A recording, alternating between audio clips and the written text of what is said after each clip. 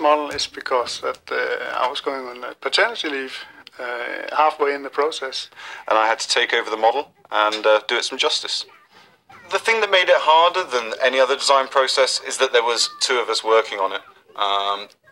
As designers, we try to monitor the model from the very start of the creation all the way through until it ends up into a box. So obviously with something of this size, you've got so much knowledge in one person's head. To be able to quickly transfer, that's very difficult. The main function on this model are the middle leg. Try to unlock it here behind the model. There you go. Then you lift the model and move it forward, and then locks the middle leg. Now it's in driving position. There's a few additional functions on top of what Kurt's shown you. Some you may recognise from the film. If I open these doors at the front, you have the R2-D2 key, which is capable of opening any door on any space station anywhere in the galaxy. Also, you may remember R2-D2's cutting disc. These two both extend. Let's try and match the movie as well as possible. Also, we've got the spinning head, 360 degrees.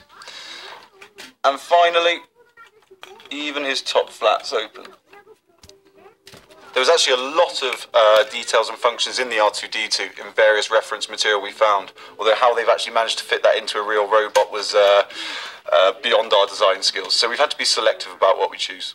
The research behind this model is quite the same thing we usually do. We have a lot of reference material, and then of course we have reference from Lucasfilm. So we have a lot of things to look into. One of my favourite parts about this model that I managed to work in is a small R2-D2. That means that if you're at school or work and missing your big friend here, you've got something you can slip in your pocket as well. The main challenge in this model are the sheer size and the weight of it. So especially with the legs and the middle leg, there was a lot of work in getting that to both work, but also trying to get it as stable as possible. I have a small R2-D2 on my keychain, just so that I never quite forget the challenge that was R2-D2 Direct. To co-work with was quite an experience. He talks a lot. Working with Kurt, that was interesting, man. The guy can hardly hear me, and every time I'm talking at him, he's somewhere else. And he talks loud. I try to speak as loud as I can. I'm sure he can't hear me. The louder I speak, the more he seems to switch off. It's hard. But me and Kurt work really well together. He's an older designer with a lot of information to carry over. I hope we can teach each other a few things.